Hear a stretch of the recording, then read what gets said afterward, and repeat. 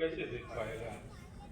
महात्मा समझाने के लिए बहुत उदाहरण और दृष्टांत दिया करते हैं। उन्हीं उदाहरणों में से एक दास आपके सामने रख रहा है। अब ये हकीकत है या नहीं इस बारे में न जाइएगा, इसके पीछे जो राज है, जो मकसद है, जो कहा जा रहा है, जो भाव व्यक्त किया जा रहा है, उसको पकड़ने का प्रयास कीजिए।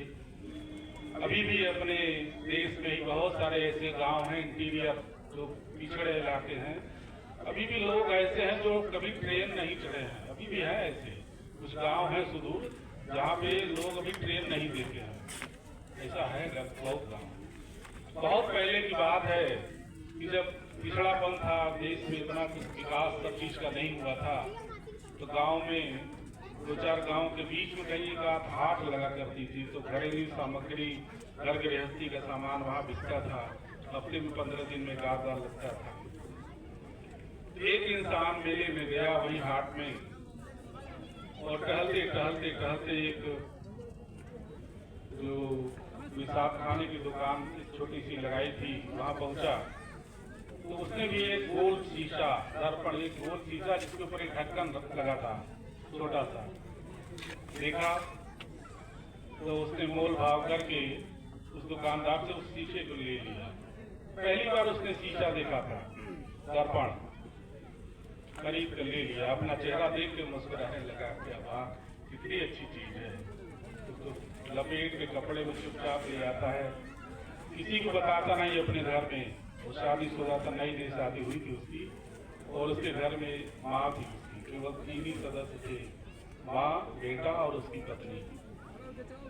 अब वो छिपाए छिपाए शीशा ले आता है, ले जाके अपने संदूक में उसको रख देता है, अपना घर गृहस्थी का काम करता है। जब उसको याद आवे शीशे की अपना चेहरा देखना हो, तो बिना किसी से बताए धीरे से जाता था, बक्सा खोलता था और निकाल के शीशा और चेहरा देखे, मुस्कुराए और थोड़ी देर उसको रख के ढक के लपेट के कपड़े में रखते, किसी को बताए न, ताला बंद। ये प्रक्रिया चलती रही। उसकी पत्नी कई बार देखा कि कहाँ चले जाते हैं बीच में, ये न बताए न बताते हैं न कुछ, जाते हैं और मुस्कुराते हुए घर से वापस जाते हैं। उसको कुछ शंका हुई तो उसने सोचा कि देखे ये कहाँ जाते हैं श्रीमान जी। तो जब उसको फिर दोबारा कभी याद आया उस शीशे की, तो उसको बिना बताए जब घर के अंदर जाने लगा, तो पत्नी भी धीरे से CID बनकर पीछे पीछे उसको जाती है। तो देखती है बगल कहीं किनारे से कि क्या कर रहे हैं ये।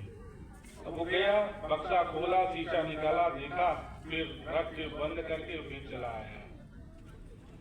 तो जब चले गए अपने काम में, अच्छा मौका जब कभी देखा, तो वो पत्नी क्या करती है, उसके संदूक को खोलती है और खोल कर देखती कि देखें क्या रखे हैं, बार बार झांकने आते हैं। तो जब उसने देखा तो अपना चेहरा देखा। उसने भी कभी शीशा नहीं देखा था, तो अपना चेहरा नहीं देखा था, अपना चेहरा नहीं देखा था, और उसको भरम हो गया, अरे बाप रे बाप, मेरी से शादी किया हुआ है तो सौतन ले आया हुआ है, ये तो और सौतन घर में रखे हुए है। उन्होंने चिल्लाने लगी, जाके अपनी सासू माँ से कहती है कि अपने बेटे को समझाओ, ये दूसरी औरत ले आया है, हम सबको जानकारी नहीं है। बूढ़ी माँ बोलती, तुम्हारा दिमाग खराब हो गया है। कहता, मेरा दिमाग नहीं खराब है, तुम चल के अपने आँख से जाके देख ले, वहाँ रखा हुआ बक्से में बंद करके। सत्येंद्र जी, वो बूढ़ी माँ जाती है तो वो देखती है शीशा पलट के। जब उसने देखा तो मुंह में दांत नहीं, बुढ़िया माई उसके मुंह में को दांत नहीं, देखा बुढ़ी, तो कहता है कि तेरे की सत्यानाश और तेरी अकल को पत्थर पड़ गया है। जो 80 साल 70 साल की बुढ़िया घर में ले आया है, ले आना था तो जवान ले आना था। अब शास्त्री जी उसको अपना नहीं समझ के, अपना नहीं देखा था चेहरा। अब महाभारत हो गई, घर में लड़ाई झगड़ा हो गई। वो आया, कहता भाई क्या बात है। कहता तू, पत्नी कहती तू अपनी सौदा ले आया अपने घर में, और माँ उसकी कहती बुढ़िया को ले आया है। तो कहता ऐसा कुछ नहीं है, ऐसा कुछ नहीं है। उसने कहा देखो तुम लोगों का भ्रम मैं दूर करता हूँ। अब वो शीशा निकाल करके और अपनी पत्नी को दिखाता है, और दिखाता कि अपना भी चेहरा देखो और मेरा भी चेहरा देखो। ऐसे शीशे में करके बगल करके देखो, अपना भी चेहरा देखो और मेरा देखो, मैं हूँ और तुम, ये कोई तीसरा नहीं है। माँ को बुलाया, माँ तू भी आ जाए, देख ये तेरी बहू है? बोली हाँ। और ये तेरा बेटा है? हाँ। और ये जो तू गाल और जिसका पचका हुआ है, दांत नहीं, ये तू ही है। साथ संगत जी, कहने का भाव, तीनों ने अपना चेहरा नहीं देखा था और लड़ रहे, कोई कह रहा सौता ले आ गया, कोई कह रहा बुढ़िया ले आ गया। आज यही संसार में अज्ञानता के कारण ही तमाम धर्म भूले के पड़े हुए हैं। ये अज्ञानता कब दूर होती है? जब सच का बयान कराने वाला कोई जीवन में आता है।